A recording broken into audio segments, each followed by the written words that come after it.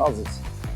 We just arrived in Bristol, just down the road from Bath, which is their sister city, I guess, but it's quite different.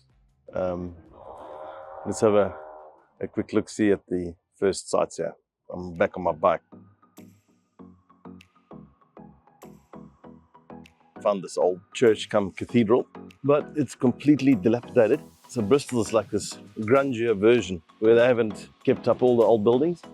Reminds me a little bit of the difference between Glasgow and Edinburgh in Scotland. Right? Edinburgh is like this huge museum of perfectly maintained old buildings, and then Glasgow is this grungier version of a city that's completely different. And these two seem to behave the same way.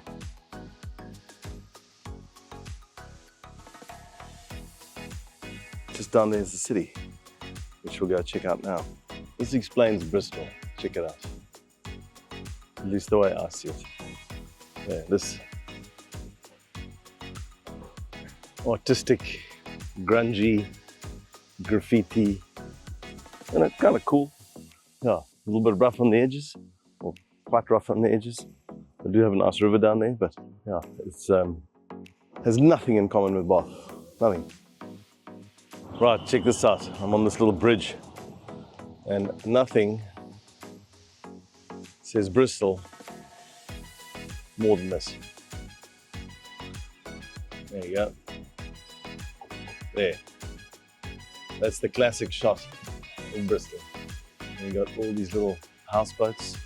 Not quite as fancy as the ones on Henley-on-Thames, where Harry is, but they're kind of cool. Literally the Bristol postcard shot. Right, let's learn a few facts about Bristol.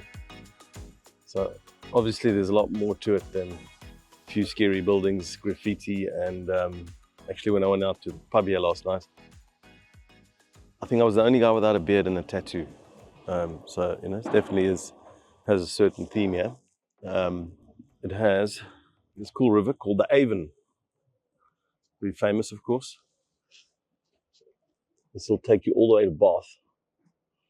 It was a big trading route and it was excavated in the 19th century. And this is the business district.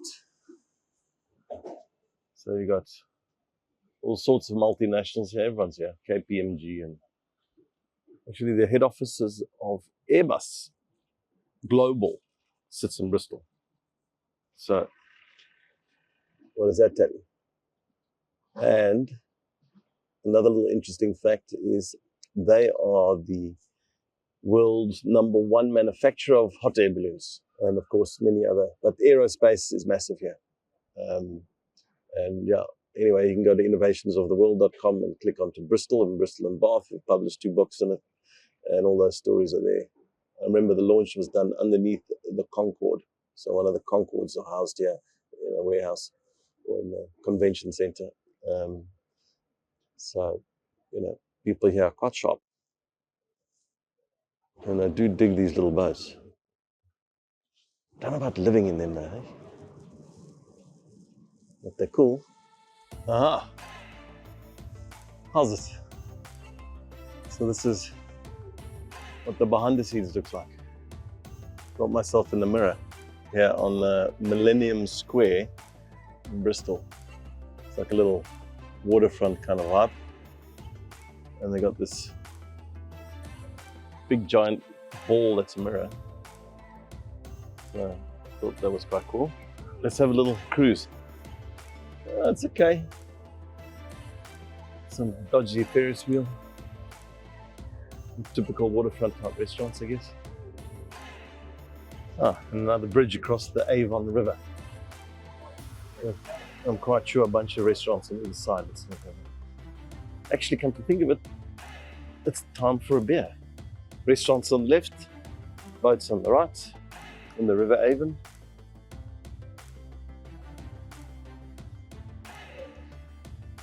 Right. It's the end of the ride. I see a very important sign over here. Don't drink and dive. Drinking drugs can seriously impair your ability to swim and increase the risk of hypothermia. Not drowning, just hypothermia. I think it'd probably drown as well. But anyway, good advice. Okay, let's go check out probably the coolest square in the whole of Bristol. This is starting to look a little bit more like Bath. Check this out.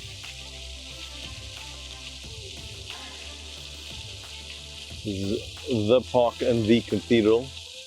It looks like it's in perfect nick. Actually, I think this is actually part of the university. Yes, it is.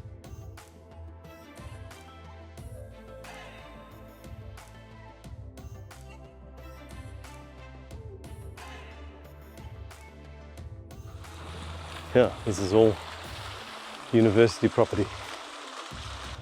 There's even a statue of the guy with a book in his hand, so you can see this is where the studying happens.